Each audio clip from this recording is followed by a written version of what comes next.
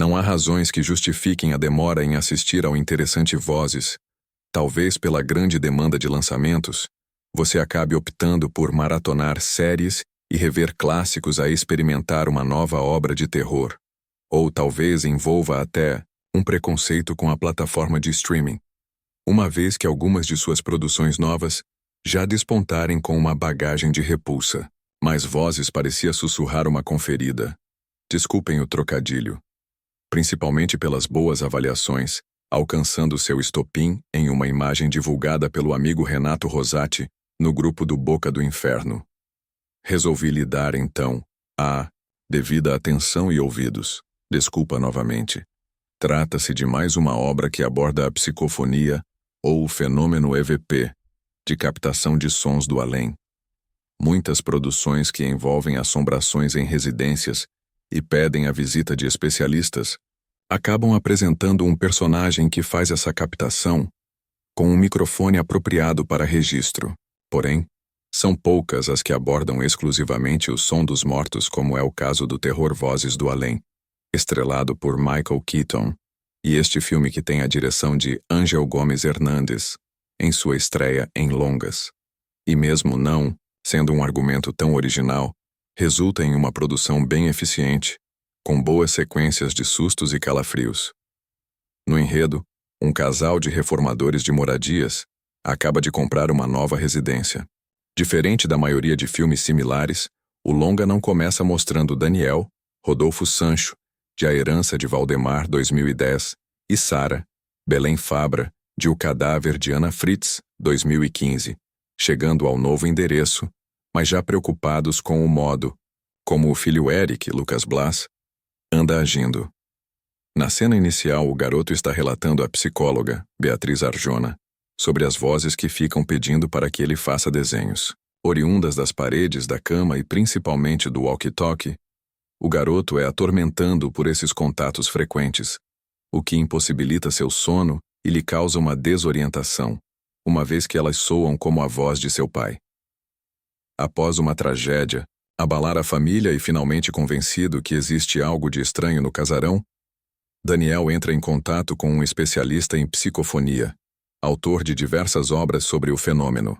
Germán Ramon Barea, de O Guardião Invisível, 2017, aceita o desafio e vai ao local com sua filha Sofia, Nerea Barros, espalhando câmeras e passeando entre os cômodos para ver se consegue algum registro em um clichê de produções do estilo sempre eficaz. E logo eles percebem que há realmente manifestações na morada.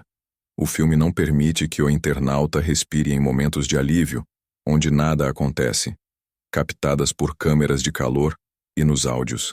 Ao buscar a fundo a história da casa, descobrem que não é à toa que ela é conhecida pelos locais como a Casa das Vozes, consequência de um passado extremamente perturbador. O que mais impressiona em Vozes é a atmosfera proposta na fria fotografia de Pablo Rosso, trabalhou em REC e Enquanto Você Dorme, entre outros.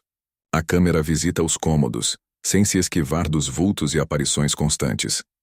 Há diversas sequências assustadoras, como a que envolve a mãe, quando ela decide olhar por baixo da cama do filho. Além de todas as cenas que acontecem no porão, restrito com rastros de dor, tortura e morte. Em muitas delas, pode ser que você salte na poltrona, há pelo menos 2 sustos genuínos, ou detone as unhas das mãos, preocupado com o destino terrível reservado a determinados personagens. O mal ali presente vai muito além de um fantasma perturbado, mas uma entidade realmente disposta a destruir quem queira residir ali. Há algumas referências facilmente notadas em Vozes. Desde terror em Amityville, as vozes que obrigam a fazer coisas às moscas que até causam um acidente fatal, passando por Invocação do Mal, e o clássico setentista A Profecia, no destino de uma personagem. Mesmo com essas homenagens, você ainda irá se impactar com uma produção bastante intensa e atmosférica, daquelas que mereciam até mesmo uma passagem pelos cinemas. E ao final, ao ver a piscina, com a mesma tomada do começo, no formato de uma orelha, você irá se sentir satisfeito por ter acompanhado uma obra que se atenta a todos os detalhes para entreter e assustar. Em resumo, a trama de Vozes acompanha a história de Daniel, Sarah e do seu filho, Eric. Uma família que se muda para um casarão a fim de dar um novo rumo para sua vida. Entretanto, o que parecia ser um reinício tranquilo em um novo local, logo se torna um tormento. Acontece que a casa em questão sempre foi conhecida pelos arredores como a Casa das Vozes, sendo que a criança é a primeira a começar a ouvir as vozes pelos cômodos da casa. Ao longo da trama, logo Daniel também passa a ser assombrado pelos pedidos de socorro que escuta no local. Esta situação faz então com que o casal então resolva contratar um famoso especialista em paranormalidade para descobrir como se livrar desse mal. Não acredito na arte pela arte, o que significa dizer que também não acredito que um filme seja apenas um filme. Mesmo que a única intenção seja entreter, é responsabilidade do roteirista, pensar todas as dimensões e implicações dos seus personagens, garantindo que nenhum deles esteja representando algo que não esteja de acordo com as suas crenças. Para entender isso, proponho um exercício. Imagine um fantasma atormentado assombrando qualquer habitante de uma casa. É ele ou ela? De onde veio? Por que tanto ódio? Como ele ou ela mata suas vítimas? Por que dessa forma? Ao responder essas e outras perguntas, é pouco provável que o escritor, e mais especificamente o roteirista, não coloque nesse personagem parte de suas crenças. Usemos isso para pensar em Vozes. Sem o background, a realidade na qual Vozes se sustenta e da qual falarei depois, a história de fantasmas também não se sustenta. Logo no início, o filme mostra-se raso com uma tranquilidade preocupante ao mostrar uma sessão entre Eric e Lucas Blas e uma psicóloga. Em pouquíssimo tempo, a profissional criada assume que as vozes que a criança escuta são apenas efeitos psicossomáticos causados pela mudança de local. Tudo bem ela não supor que a criança estava ouvindo algo sobrenatural, mas ela nem sequer considera a possibilidade de uma condição como ilusão auditiva ou distúrbio psicótico. Pior, ela nem sequer se interessa pelos desenhos da criança, uma das principais ferramentas de psicólogos infantis. Isso é apenas o início. O que se segue é uma série de concatenações falhas, com diálogos pouco verossímeis e um insistente uso de jump scares que não dão folga ao espectador, forçosamente pego de sobressalto pela técnica. É importante ressaltar que o jump scare é um recurso válido se bem utilizado, mas o emprego recorrente dessa técnica indica uma provável falta de criatividade da equipe, que não conseguiu pensar em formas mais interessantes de causar susto ou medo. Há, felizmente, alguns bons momentos ao longo do filme. Algumas construções competentes de tensão, como quando a mãe de Eric retorna à casa e alterna entre a visão abaixo e acima da cama, em um macabro pique-esconde com a fantasma. Em termos de atuação, Ramon Barea, intérprete do pesquisador Germain, parece ser a única peça convincente da produção e é quem acaba cativando o espectador ao ponto de não torcermos por sua morte como se estivéssemos diante de um slasher. É raro também ver uma montagem tão descaradamente problemática e capaz de criar erros de sequência tão nítidos e que poderiam ser evitados justamente pela montagem. Por outro lado, o filme consegue a façanha de fazer um fechamento cíclico através da própria montagem de uma forma bastante louvável.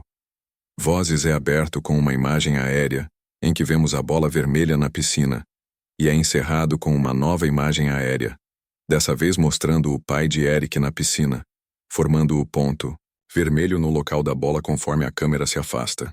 A bola, inclusive, é uma belíssima referência ao Iluminado, e desde a sua aparição na sequência de abertura, já pode ser aguardado pelos fãs da obra de Stanley Kubrick o momento em que essa bola avermelhada virá rolando de uma forma misteriosa. Expectativa essa que se concretiza nos momentos finais de Vozes. O espírito que atormenta a casa ganha camadas ao longo do filme. Desde o grito estamos acostumados com a ideia de que mortes traumáticas podem fazer uma alma ser tomada pelo ódio, e a recente série A Maldição da Mansão Bly explorou bastante bem essa ideia. Nesses casos, geralmente entende-se que aquele mal puro teve origem em algo que não era unicamente mal, uma pessoa comum. Nos casos em que o mal existe sem justificativa, entende-se que seja algo demoníaco, ou seja, de essência má. E nenhum ser humano é essencialmente mau.